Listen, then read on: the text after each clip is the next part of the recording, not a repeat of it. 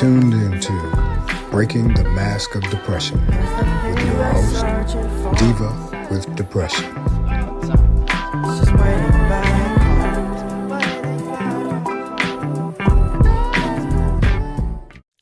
Welcome to Breaking the Mask of Depression with the Diva with Depression. And this is the Diva with Depression. Hey guys, I hope you guys are all doing well. I hope that your year is going well so far. I hope you guys are enjoying your Black History Month and all that good stuff. I I had said that I wasn't going to do any shows this month because I had a lot going on. I had a proposal to do. I had an interview to do. My baby brother is getting married this month. So I was going to try to stay away from, doing anything too big and too serious. But two things came across my plate. And I said, okay, well, let me just address it. I speak about things that go on in the black and brown community all the time. I mean, that's my platform. And so every time I come across something, I try to relate it to my show. Like what does that have to do with mental illness or mental wellness, mental health and black and brown communities? So it was it was I want to say it bothered me when these two things crossed me. So I want to share them with you. The first thing that I've been following for a few weeks is the Black Woman Follow Train on TikTok. And what that is the black creators, the black content creators over on TikTok have been having their material, their ideas, their platforms in some cases stolen from them. And white content creators are taking their platforms, their ideas and some of their content. And so what black women on TikTok decided to do is to have a black woman follow train, which means that black women were going to start following each other. And bring more, that would highlight more content creators, more black woman content creators, shake up the algorithm a little because everything on social media is a freaking algorithm. And so they started the Black Woman Follow Train. It had nothing to do with discrimination, racism, anything. It was just that this was um, a way to get more, I don't know, more awareness around the black female content creators over on TikTok. Well, the white content creators, specifically the white women content creators, are in uproar. I mean, they've got their Fruit of the Looms all over in a bunch over there because, now we're racist, now we're discriminating against them, now we're just the most horrible people in the world, and, all sorts of stuff. And as you can imagine, it has become pretty violent in some cases. The name calling and the swipes against the black content creators and just it's just been very nasty. And we know in the black and brown communities how ugly it can get when people of other races feel like they are, being left out of something or feeling slighted in some sort. So that was my first thing. And I said that I was going to try. I'm not big over on TikTok. I do post, I do have a small following, but I'm not a major content creator. But I wanted to keep that particular story in the back of my mind because I wanted to address it at a later date. But then something else happened. Facebook has the memories that pop up. And so a memory popped up on my Facebook page and it was, on my Diva with Depression Facebook page. And it was a memory of something that was posted on my blog, because at that time I just had a blog. I didn't have a big platform or anything, just a blog. And I posted a blog about mental illness and black women. And I was very specific about making it about black women because I'm a black woman living with mental illness.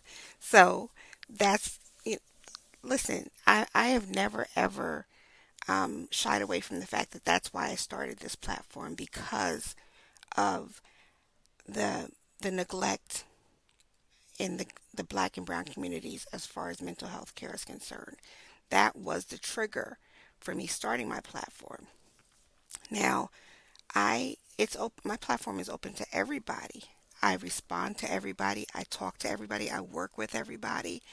This is nothing against any other race, but I want to highlight what's going on in our communities because we are being neglected.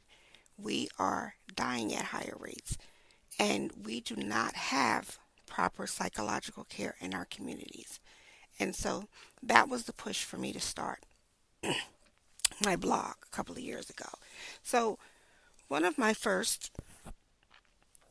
blog posts, I don't even remember the name of it, but this is this is the message that was left. How about we help all of us, all colors, all sexes with depression? Are we seriously making this about race now? You've got to be kidding me. So sad. And of course she put all in caps, throughout the reply. Now, I don't think that I replied to her. I don't remember. That was, you know, I don't even remember how long ago that was, but I know that I didn't reply to her. What I did was I wrote a blog post responding to what the comment that she left on my page. And like I said, I highlighted that I am a black woman. I am living with a mental illness. I am a sister. I am a daughter. I am a mom. All of these things. And this is what my platform was going to highlight. So combine that with the black woman follow train um, issue going on. I said that I wanted to do a short podcast episode about some things, some mostly facts, mostly percentages, mostly void of opinions that highlights what we as black people suffer through and why there are many. I don't even know how to phrase this. Why we have to highlight what goes on in our communities. Because if we don't highlight it, if we don't make noise about it, it won't, it'll be ignored. It'll continue to be ignored because it's already ignored. So it'll continue to be ignored. And for some reason, people of other races do not want to recognize these slights, these statistics, these facts. And not only don't they want to recognize it, they just want to ignore it, because if they ignore it and act like it doesn't exist, then they can't be accused of, you know, insert, insert word.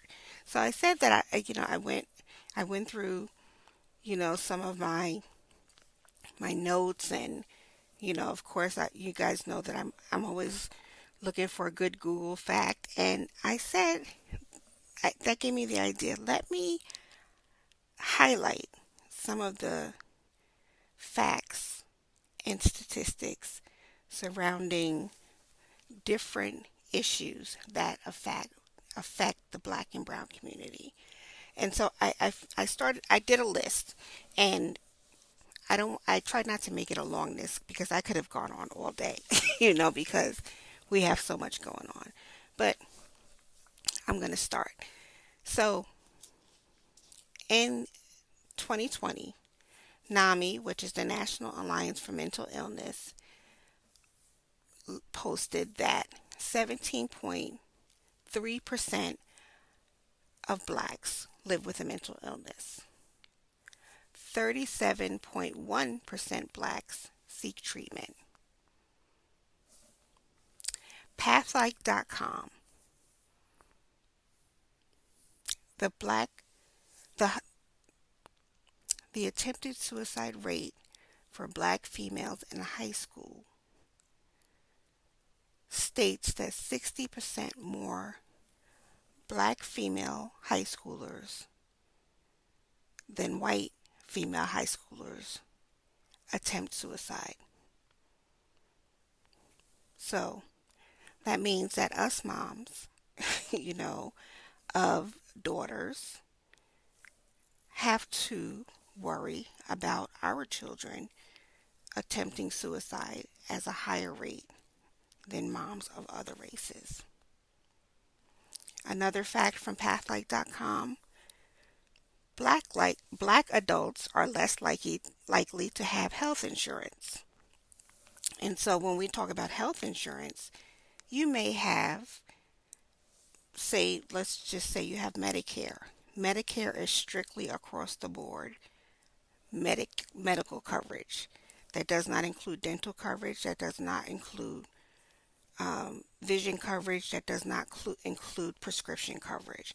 So that means that someone with Medicare may find a psychologist and a psychiatrist, and Medicare will cover most of the costs for those doctor's visits, but Medicare will not cover the cost of prescriptions for the mental illness medications that are needed. So that is why it is important to highlight that black adults are less likely to have health insurance. Another fact from Pathlight, 48% of blacks report discrimination as a stressor. I've shared with you that I had my breakdown at work. And do you want to know what led up to my breakdown at work? The constant harassment by this white supervisor because they wanted to get rid of my job. And so he felt that the best way to do that was to just keep, doing slick little things, underhanded things to try to get me to quit my job. And it was myself and there was another worker. And so, the whole atmosphere at this company was horrible. But this is part of the problem that led up to me having a breakdown. And so, unless you're in that situation, unless you are being discriminated against, unless you are being harassed at work, unless you have, human resources ignoring you and different things like that, you will not understand part of how discrimination is a stressor for black people. And work is just one segment. We can go on and on about schools, colleges, discrimination, hell, supermarkets. We can go on about that. Food deserts. We can just go on and on about different things. But 48% of blacks report these issues as a stressor to them. The American Psychological Association. 2% of psychiatrists in America are black. 4% of psychologists in America are black. You know what that means? That means that the small percentage of blacks that are seeking care, mental health care, are not going to get to see and work with a psychologist or a psychiatrist of their color. I was living in New Jersey when I started this platform, and what made me start the platform is that there was one black psychiatrist in the whole region that I was living in. One of the largest states in America, United States, and one black psychiatrist. And that one black psychiatrist was 40 minutes away from my house. There, that was it. The psychologist, the pool was even low. I don't even think that there were any black psychologists in my area. And I'm being perfectly honest with you.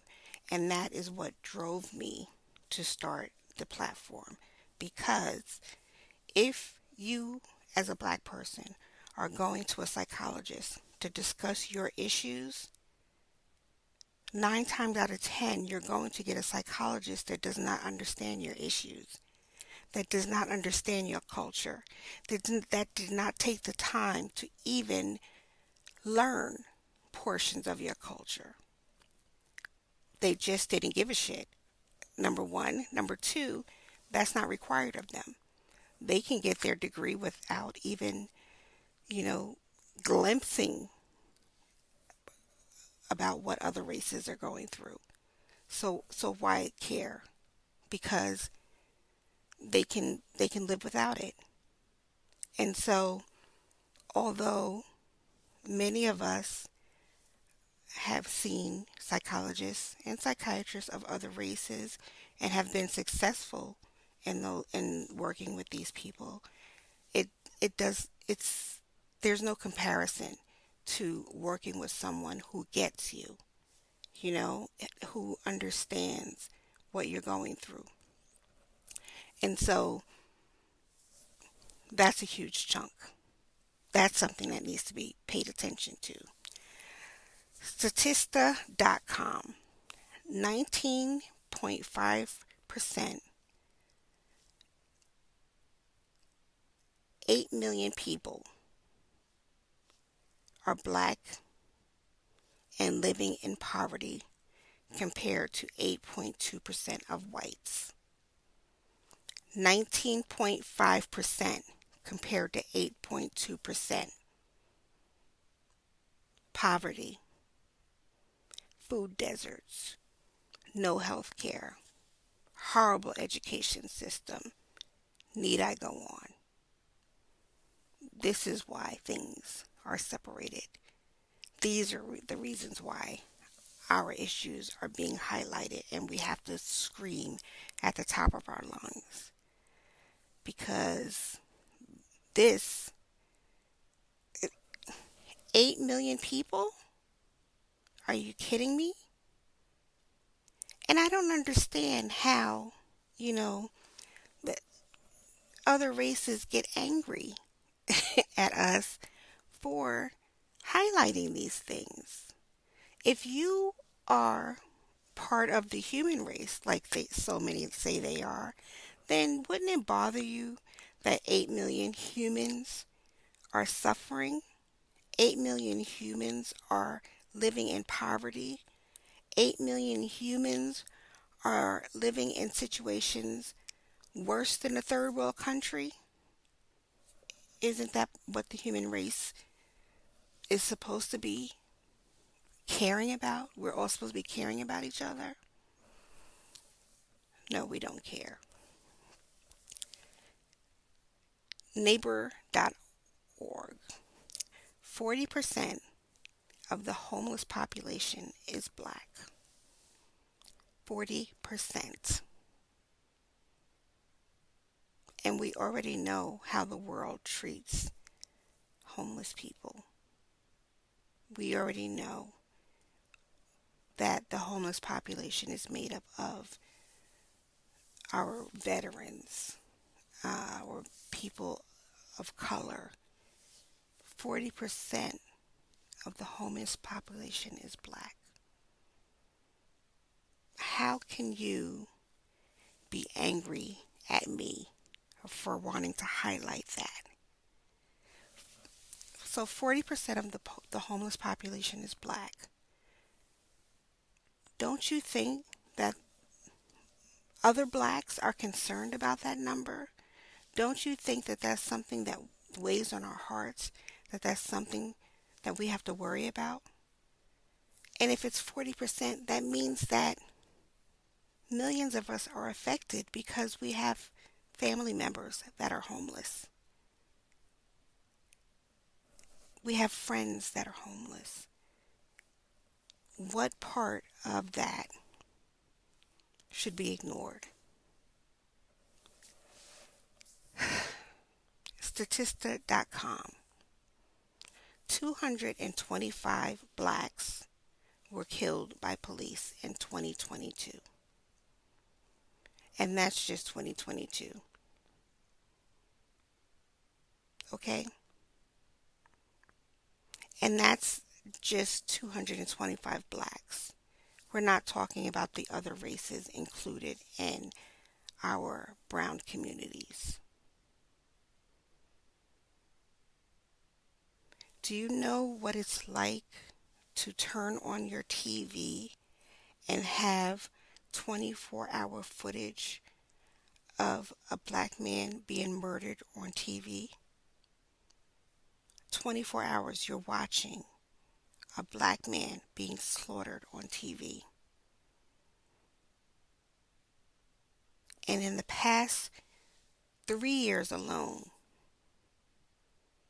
and that's just counting 3 years, I can name 3 men off the top of my head that we had to watch being slaughtered in the street. And we had to watch that 24 hours a day. And if we turned off the TV and turned on the radio, then we had to listen to it. And if we turned off the radio and bought a magazine or a newspaper, then we had to read about it. 24-hour footage of a murder that is affecting our race. Do you understand what that does to a person?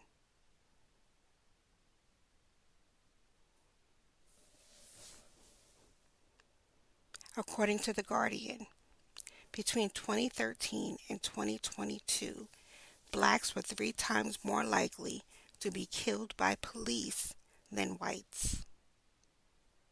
3 times more likely to be killed by police than whites. And so, not only is that something that we have to live with, that we have to watch, do we have to hear, but then we have to watch just the kid that murdered the people in the church in Charleston. Number one, they took him into custody alive. Number two, they stopped for Burger King on the way to jail. He just murdered 8 to 9 people. There was footage, I think it was last year or sometime, of a police officer, a man they pulled over for whatever, drunk driving, and this man not only assaulted the police officer, went for the police officer's weapon, and then ran, and the officer is chasing him. And he got caught because he fell. And you know what? The officer handcuffed him, picked him up, and took him and put him in the back of the car.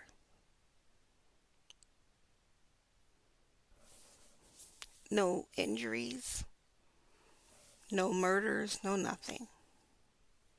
This is the flip side of what we have to watch. Because one night you are murdering our black and brown men, and we have to watch that. And then the next night we see the exact opposite happening to a white man doing the same exact thing that a black man did and was murdered for. This is what we have to live with. And this is what is bothering the people of white America. The highlighting of these statistics. The Bureau of Prisons That's BOP.gov. 38.4% of prison inmates are black. 38.4% of prison inmates are black. We all know what the prison system is like. We've all had a glimpse into life behind bars. 38.4% of our men and women are part of the prison population. And those that do come out, who are lucky enough to come home, have to live with the psychological damage.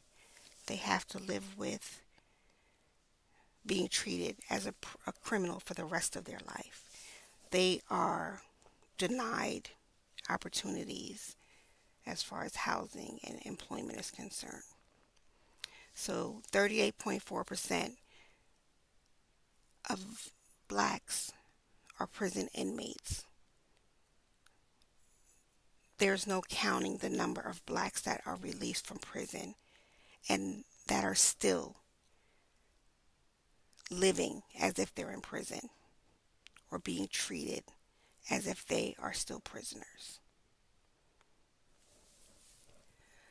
The Commonwealth Fund reports the maternal mortality rate is 3 times higher for blacks than white women. So that means that our women are dying at a higher rate than white women. These are women that are supposed to be celebrating the happiest time of their life, bringing another life into the world. And we're losing our moms at a higher rate than white women. And you just don't lose a mom. That's somebody's daughter. That's somebody's wife. That's somebody else's mom, a sister, a friend.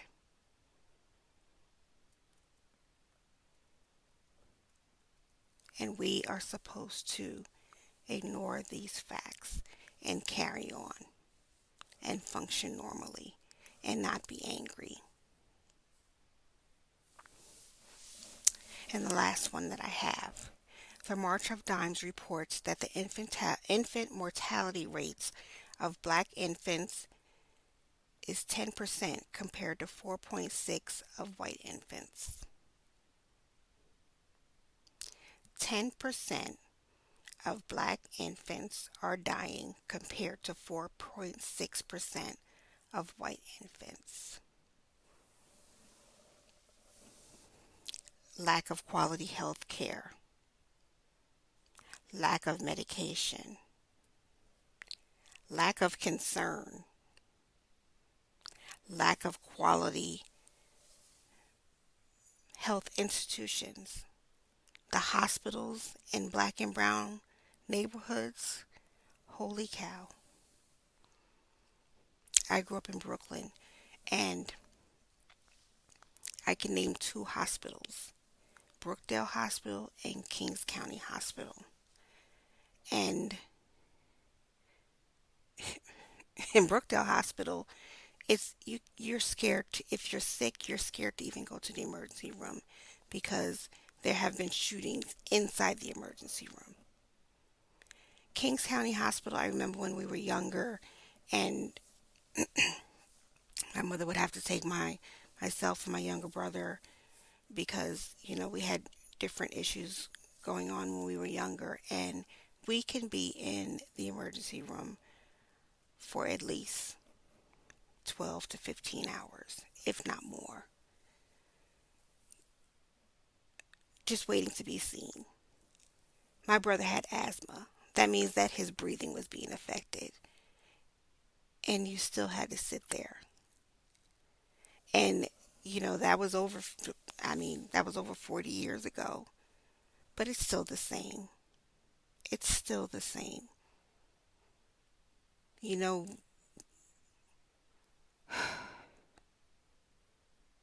I can't even speak about certain things because I get upset.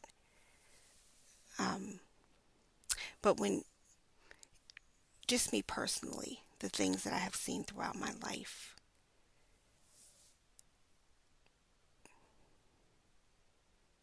it's no wonder, that um, I'm struggling with some things, and I'm one person, and as scary as some of the things that I've seen, there are people that have seen worse and worse and experienced worse.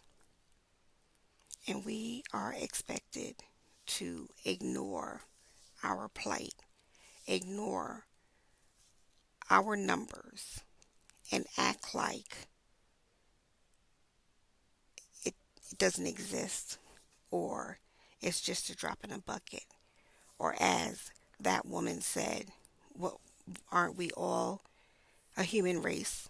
Aren't we all living with mental illness? Why do we have to bring race into it? We have to bring race into it because it's part of who we are.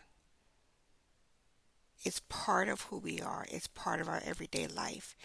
And for fuck's sake, it's part of the reason why millions of us are in therapy, or of us are living with mental illness, because there are specific things that affect black and brown communities that do not affect white communities.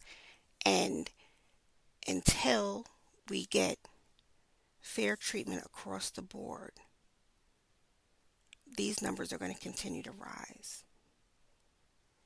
And we're going to continue to die at higher rates for many different reasons. And this is the reason why we, people with different platforms, have to keep highlighting why we have to separate our issues from the issues of others. Because if we don't keep highlighting them, and if we don't keep talking about them, they will be ignored and they will be swept under the rug, and nothing will get done. So, yes, mental illness affects everyone. Yes, is mental wellness is important for everyone.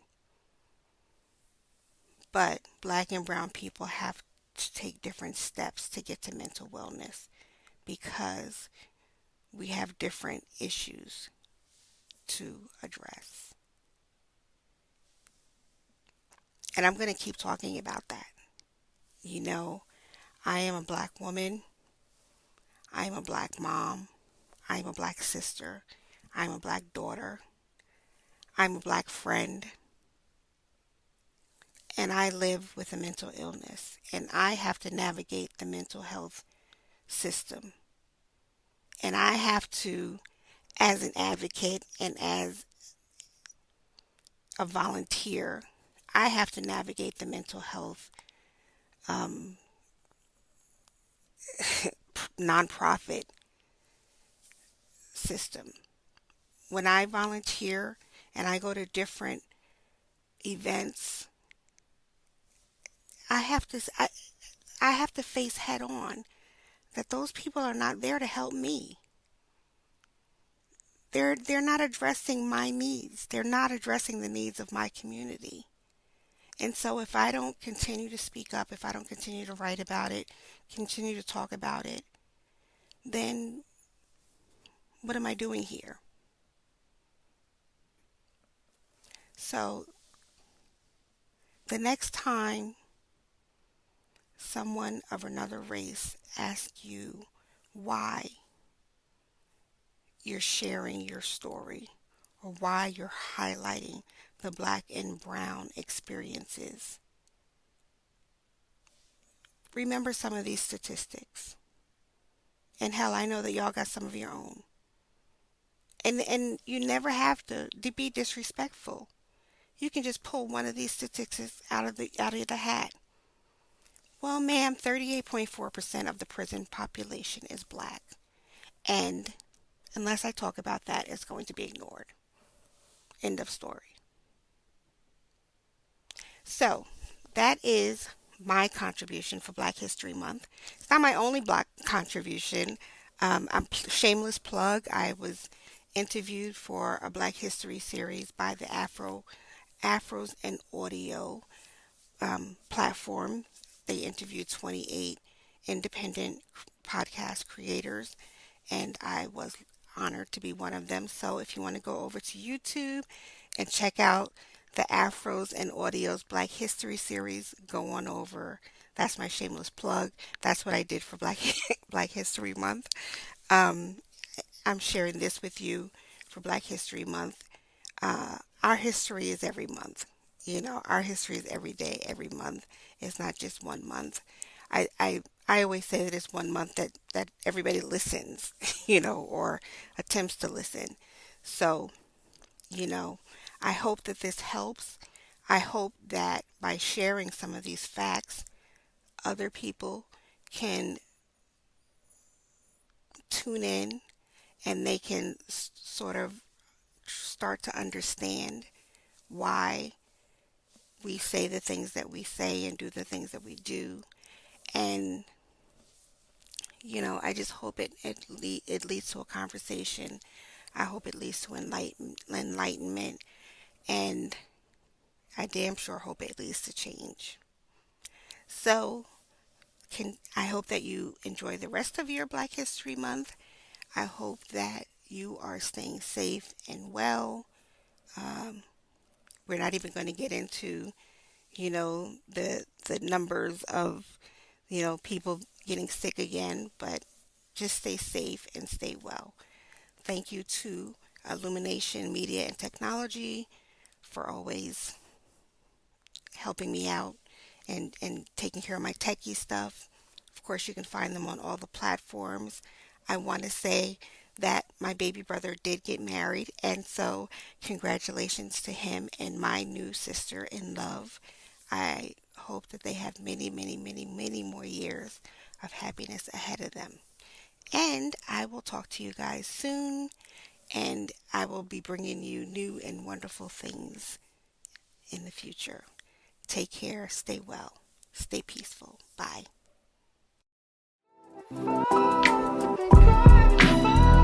Sometimes realize that